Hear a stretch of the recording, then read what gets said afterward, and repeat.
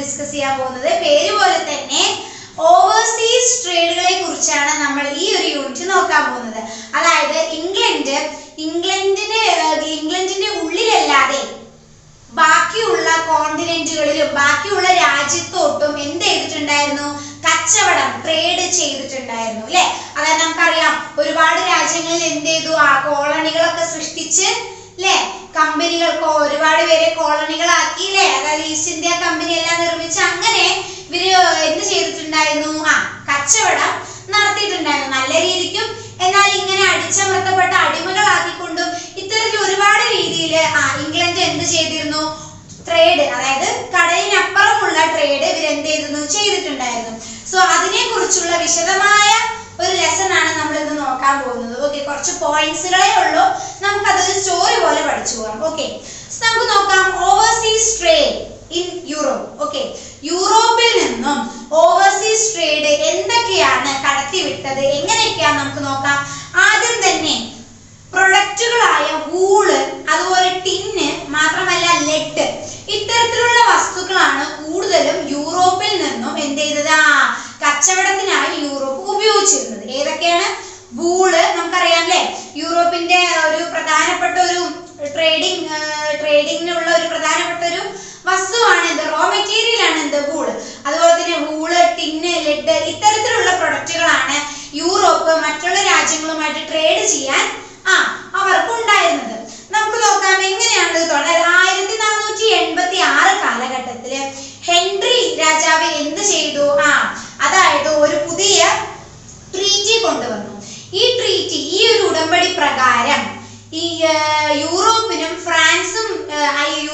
ഫ്രാൻസിനും ഇടയിലുള്ള കച്ചവട സാധ്യത വർദ്ധിപ്പിക്കുകയാണ് ചെയ്തത്. അതായത് കച്ചവടത്തിന് എന്താണ്? ഫ്രാൻസിനും യൂറോപ്പും തമ്മിലുള്ള കച്ചവടത്തിന് ഒരുപാട് റെസ്ട്രിക്ഷൻസ് ഉണ്ടായിരുന്നു.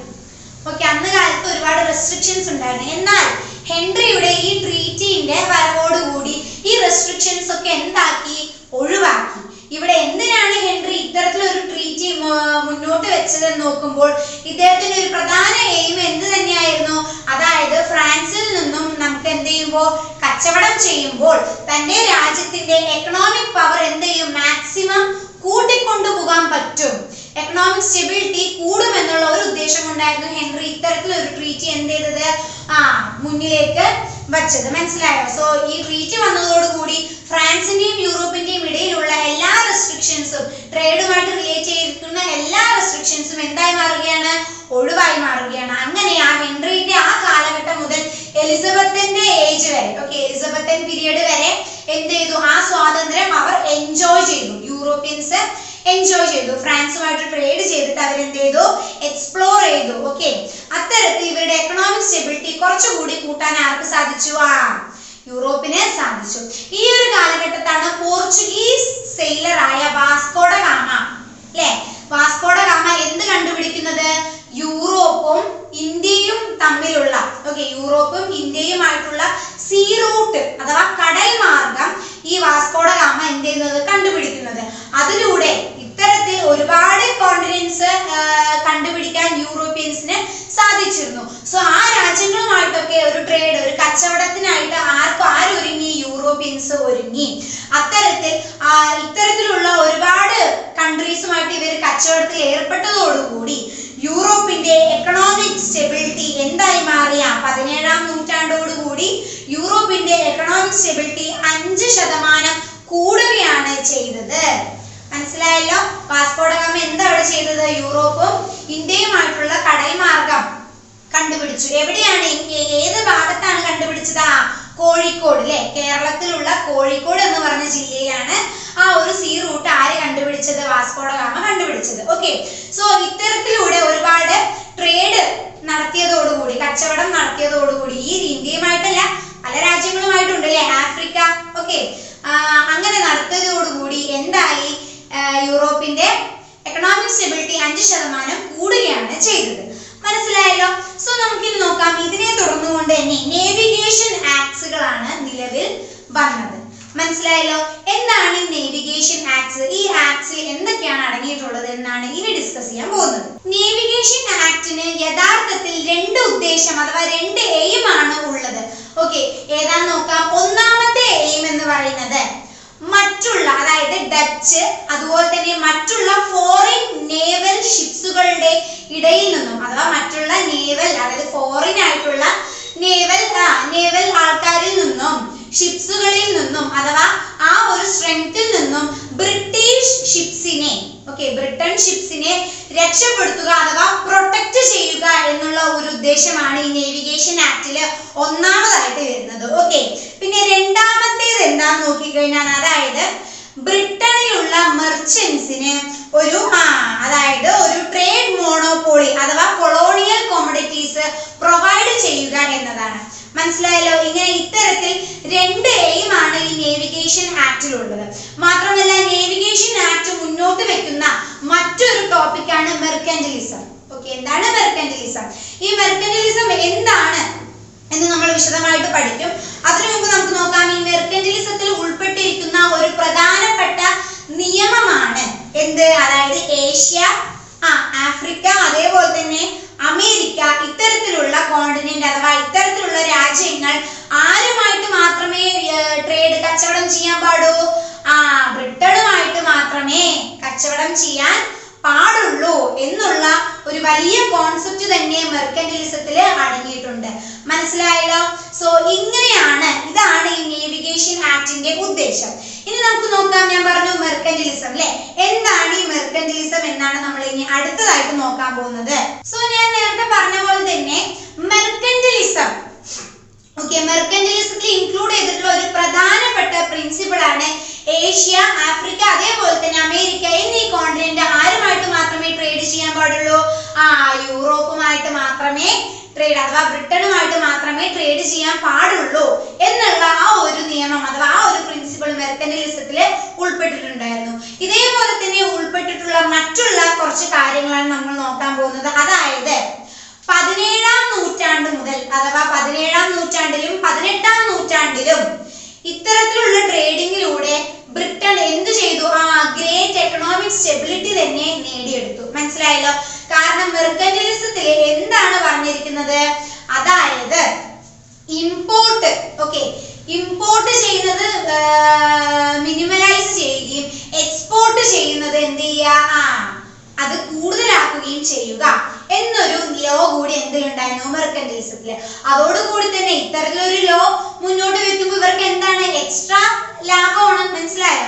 സോ ഒരു വലിയ രീതിക്ക് തന്നെ എക്കണോമിക് സ്റ്റെബിലിറ്റി ആവാൻ അല്ലെങ്കിൽ ആ ഒരു നിലമ അവർക്ക് നേടിയെടുക്കാൻ ആർക്ക് സാധിച്ചു? ബ്രിട്ടന് കൈവരിക്കാൻ വെറും 16-ഉം 17-ഉം 18-ഉം നൂറ്റാണ്ടിലോടുകൂടി ഇവർക്ക് അതിന് സാധിച്ചു. മനസ്സിലായല്ലോ? ഇതേപോലെ തന്നെ മെർക്കന്റിലിസത്തിൽ ഉൾപ്പെട്ടിരിക്കുന്ന മറ്റൊരു ലോ ആണ്, അതായത് കോളനികൾ. അതായത് ഇവർ ഓരോ നാട്ടിൽ ഓരോ രാജ്യത്തിൽ കോളനികൾ നിർമ്മിച്ചിട്ടുണ്ടാവുമല്ലോ അല്ലെ? ഈ കോളനികളിലുള്ള ആൾക്കാർ വേണം ഇതിനുള്ള റോ മെറ്റീരിയൽസ് ഇവർക്ക് എത്തിച്ചു കൊടുക്കാൻ. മനസ്സിലായല്ലോ? ഇതിനുള്ള റോ മെറ്റീരിയൽസ് ഇവർക്ക് എത്തിച്ചു കൊടുക്കാൻ. ഇത് ഏഷ്യന്റെ കാര്യം മാത്രമല്ല പറയുന്നത്, ആഫ്രിക്ക, അമേരിക്ക ഇത്തരത്തിലുള്ള എല്ലാവരുടെ ഇവര് കോളനികളാക്കി വെച്ചിട്ടുള്ള എല്ലാ രാജ്യങ്ങളുടെ കാര്യമാണ് പറയുന്നത്. ഓക്കെ, സോ ഈ കോളനികൾ വേണം റോ മെറ്റീരിയൽസ് ഇവർക്ക് എത്തിച്ചു കൊടുക്കാം. മനസ്സിലായല്ലോ? സോ ഇത്തരത്തിലുള്ള കുറച്ച് നിയമങ്ങളാണ് നമുക്ക് മെർക്കന്റിലിസത്തിൽ കാണാൻ സാധിക്കുന്നത്. നമുക്ക് നോക്കാം. അങ്ങനെ ഉടനീളം 16, 17, 18 നൂറ്റാണ്ടാവുന്നതോടുകൂടി ഇംഗ്ലണ്ടിന്റെ അഥവാ ബ്രിട്ടന്റെ ട്രേഡ് മോണോപോളി കൂടി വരികയും അത് ഗ്രേറ്റ് എക്കണോമിക് സ്റ്റെബിലിറ്റിയിലേക്ക് വഴിതിരിക്കുകയുമാണ് ഇവിടെ ചെയ്തത്. മാത്രമല്ല ഇവിടെ നമുക്ക് നോക്കാനുള്ള മറ്റൊരു കാര്യം, ഓരോ രാജ്യത്തിലും ഉണ്ടായിരുന്ന ഗോൾഡ്, സ്വർണം, അതേപോലെ തന്നെ സിൽവർ, ഇത്തരത്തിലുള്ള ഈ കാര്യങ്ങൾക്ക് ഒരുപാട് ഇവർ എന്ത് ചെയ്യാൻ തുടങ്ങി, ഇമ്പോർട്ട് ചെയ്യാൻ തുടങ്ങി. കാരണം ഇവർക്ക് അത് ആവശ്യമായിരുന്നു, അത്യാവശ്യമായിരുന്നു. ഇവർ കോളനികളാക്കി വെച്ചിരുന്ന ഓരോ രാജ്യത്തു നിന്നും ഗോൾഡും സിൽവറും ഇവർ എന്ത് ചെയ്യാൻ തുടങ്ങി, വലിയ രീതിക്ക് തന്നെ എഫേർട്ട് എടുത്തിട്ട്, അഥവാ അവരെ ഒന്നല്ലെങ്കിൽ നല്ല വഴിക്ക്, അതല്ല അവർ അനുസരിച്ചില്ല എന്നുണ്ടെങ്കിൽ എന്താണ്, മോശമായ രീതിക്ക് അവരെ ട്രീറ്റ് ചെയ്തിട്ടൊക്കെയാണ് ഇവരെന്ത് ഇങ്ങോട്ട് എടുത്തത്, ഈ ഗോൾഡും സിൽവറും ഒക്കെ ഇങ്ങോട്ടേക്ക് എടുത്തത്. മനസ്സിലായല്ലോ? അതായത് ഈ ഗോൾഡും സിൽവറും കൊണ്ടാണ് ആ കാലത്ത് നാണയങ്ങൾ ഉണ്ടാക്കിയിരുന്നത്. സോ അവർക്ക് അതിന്റെ ആവശ്യം വളരെയേറെയായിരുന്നു. ഓക്കെ, സോ ഇത്തരത്തിലുള്ള കുറച്ച് നിയമങ്ങളാണ് ഈ മെർക്കന്റിലിസം ലോ എന്ന് നമ്മൾ അറിയപ്പെടുന്നത്. ഓക്കെ, മെർക്കന്റിലിസത്തിൽ ഉൾപ്പെട്ടതാണ് ഇതെല്ലാം. ഇനി നമുക്ക് നോക്കാം ഫീച്ചേഴ്സ് ഓഫ് മെർക്കന്റിലിസം. അതാണ് നമ്മൾ ഇനി അടുത്തതായിട്ട് ഡിസ്കസ് ചെയ്യാൻ പോകുന്ന topic. Favourable balance of trade എന്നുള്ള ഒരു ഉദ്ദേശമാണ് യഥാർത്ഥത്തിൽ മെർക്കന്റിലിസം കൊണ്ട് അതായത് യൂറോപ്യൻസ് ഉദ്ദേശിച്ചത്. മനസ്സിലായല്ലോ? അതായത് ഫേവറബിൾ ആയിട്ടുള്ള ഒരു നല്ല രീതിക്കുള്ള ഒരു കച്ചവടം, ഇതാണ് ഇവര് ഉദ്ദേശിച്ചത്.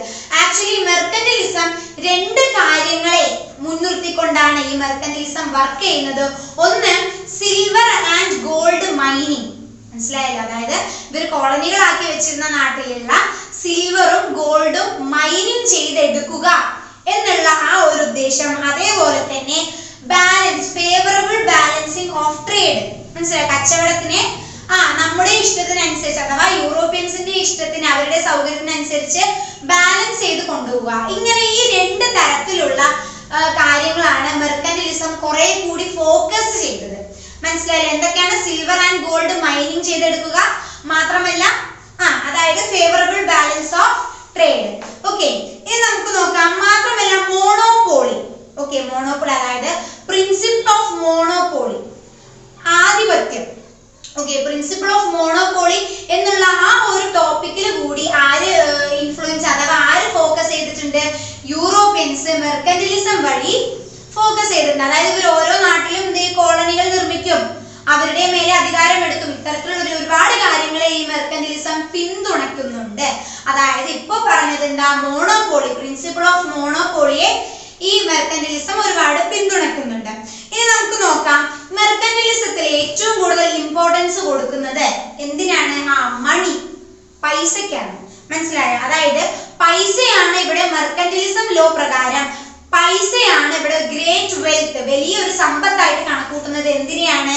പൈസയാണ്. ആ പൈസ ഏത് രീതിക്കും നമുക്ക് പിടിച്ചെടുക്കണം എന്നുള്ള ഒരു ഉദ്ദേശമാണ്. അതായത് നല്ല രീതിക്കാണെങ്കിൽ അങ്ങനെ, മോശമായ രീതിക്കാണെങ്കിൽ അത്തരത്തിൽ, അങ്ങനെയുള്ള ഒരു സമീപനമായിരുന്നു മെർക്കന്റിലിസത്തിന് ഇതിനോട് ഉണ്ടായിരുന്നത്. മനസ്സിലായല്ലോ? മാത്രമല്ല ആക്ച്വലി മെർക്കന്റിലിസം ലോ പ്രകാരം ഭൂമി അഥവാ ലാൻഡും ലേബേഴ്സ്, തൊഴിൽ ചെയ്യുന്ന ആൾക്കാരും ലേബറേഴ്സും രണ്ടുപേരും എന്ത് മാത്രമായിരുന്നു?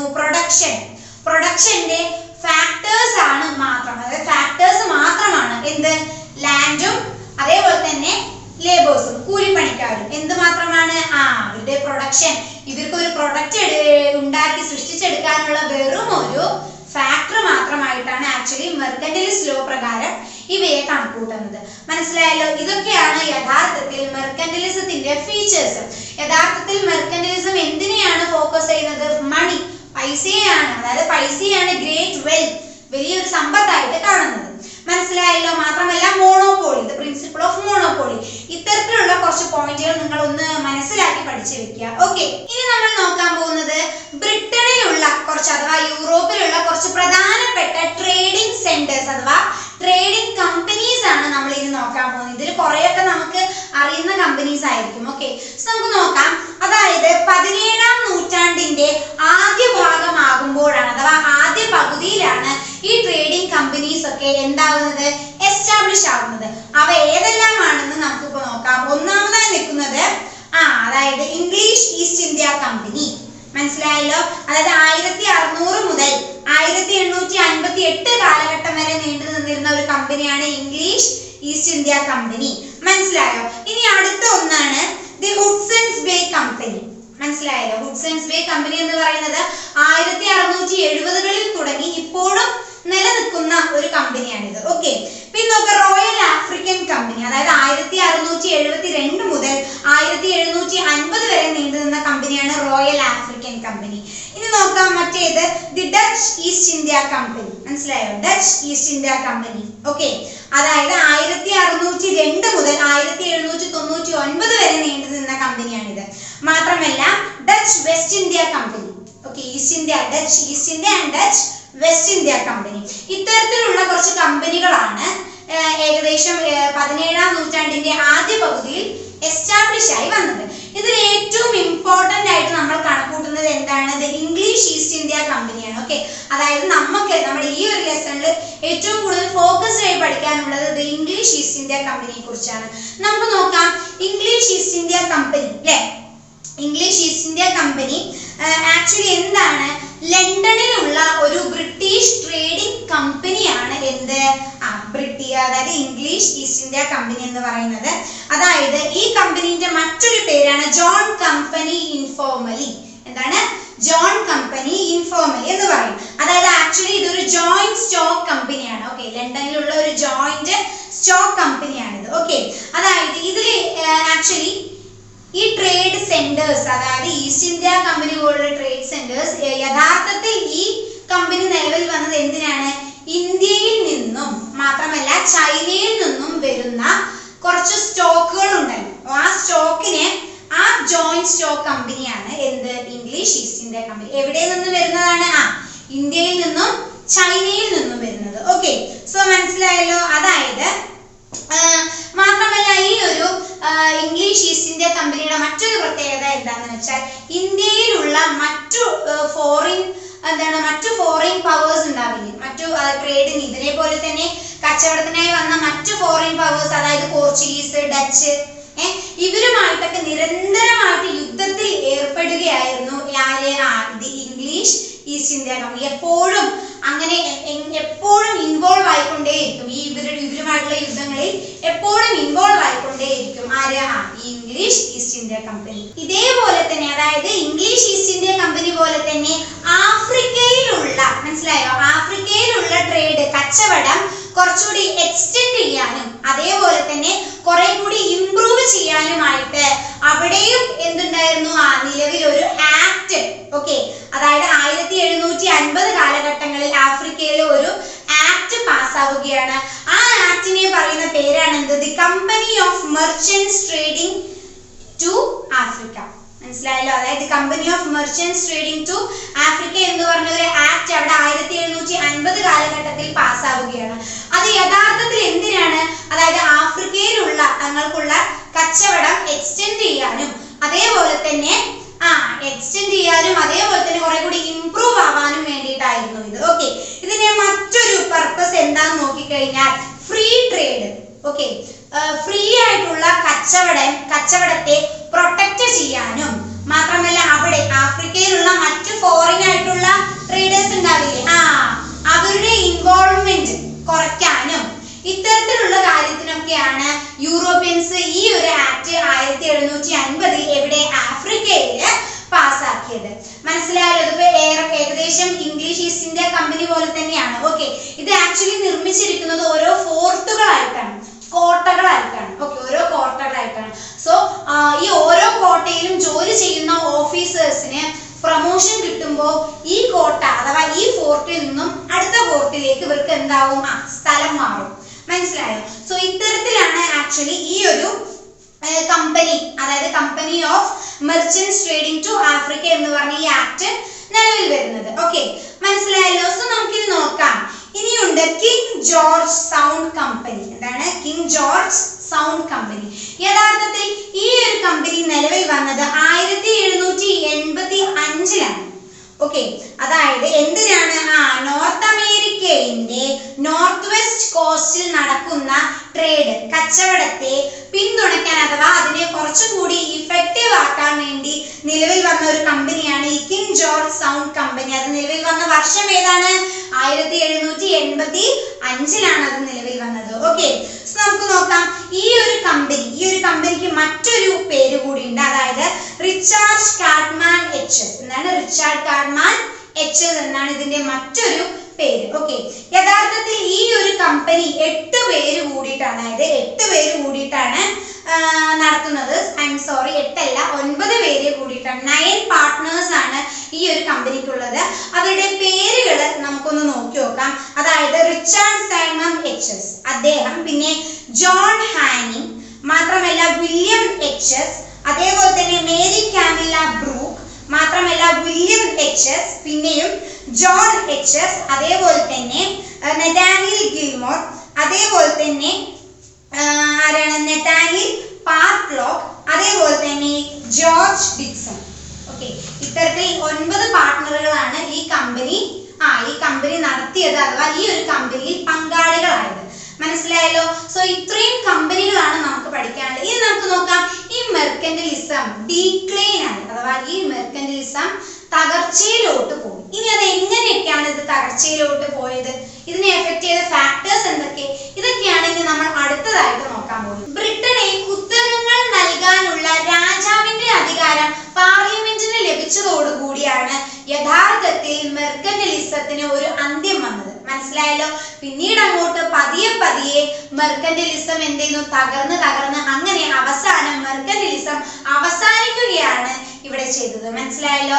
മാത്രമല്ല ആന്റി മെർക്കന്റിലിസ്റ്റ് ലോ, ഓക്കെ, അഥവാ ആന്റി മെർക്കന്റിലിസ്റ്റ് മൂവ്മെന്റ് കൊണ്ടുവന്ന കുറച്ച് ഫേമസ് ആയിട്ടുള്ള ആൾക്കാരുടെ പേര് കൂടി നമുക്ക് പഠിക്കാനുണ്ട്. അവയിൽ ഉൾപ്പെട്ട ആളുകളാണ് ആഡം സ്മിത്ത്, അതുപോലെ തന്നെ ഡേവിഡ് ഹ്യൂമൻ, മാത്രമല്ല എഡ്വാർഡ് ഗിബ്ബൺ, മാത്രമല്ല Voltaire and Jean Jacobs Rousseau. ഇത്തരത്തിലുള്ള കുറച്ച് ആൾക്കാരാണ് ഇവിടെ ആന്റി മെർക്കന്റിലിസ്റ്റ് മൂവ്മെന്റിന് വഴിയൊരുക്കിയ ആൾക്കാർ. മനസ്സിലായല്ലോ. സോ ഇങ്ങനെയാണ് മെർക്കന്റിലിസം എങ്ങനെ അവസാനിച്ചത്. മനസ്സിലായി. ഇപ്പൊ ഒരുപാട് ടോപ്പിക്സ് നമ്മൾ പഠിച്ചു അല്ലേ. അതായത് റൂട്ടുകളെ കുറിച്ചും അല്ലെ, ഓവർസീസ് ട്രേഡ്, കച്ചവടങ്ങളെ കുറിച്ചും അല്ലെ, കടൽ മാർഗം, കടലിനപ്പുറമുള്ള കോണ്ടിനെന്റ് അഥവാ രാജ്യങ്ങളിലേക്കുള്ള കച്ചവടത്തിനെ കുറിച്ചും, അവിടെ ഉണ്ടായിരുന്ന കമ്പനീസ് അഥവാ കോളനികളെ കുറിച്ചും, അവയുടെ രീതികളെ കുറിച്ചും, മെർക്കന്റിലിസത്തിനെ കുറിച്ചും, മെർക്കന്റിലിസത്തിന്റെ കുറച്ച് നിയമങ്ങളെ കുറിച്ചും എല്ലാം നമ്മളിപ്പോ വിശദമായി തന്നെ നോക്കിയിട്ടുണ്ട്. ഓക്കെ, സോ ഇതൊന്ന് മനസ്സിലാക്കി വെക്കുക. ISLM ഒന്നെടുത്ത് വായിച്ചു നോക്കുക. ഓക്കെ, സോ നമുക്കിനി അടുത്തൊരു ക്ലാസ്സിൽ കാണാം. ഞാൻ പഠിപ്പിച്ചൊക്കെ നിങ്ങൾക്ക് മനസ്സിലായെന്ന് ഞാൻ വിശ്വസിക്കുകയാണ്. നമുക്കിനി അടുത്തൊരു യൂണിറ്റിൽ കാണാം. അതുവരെ ബൈ ആൻഡ് താങ്ക് യു.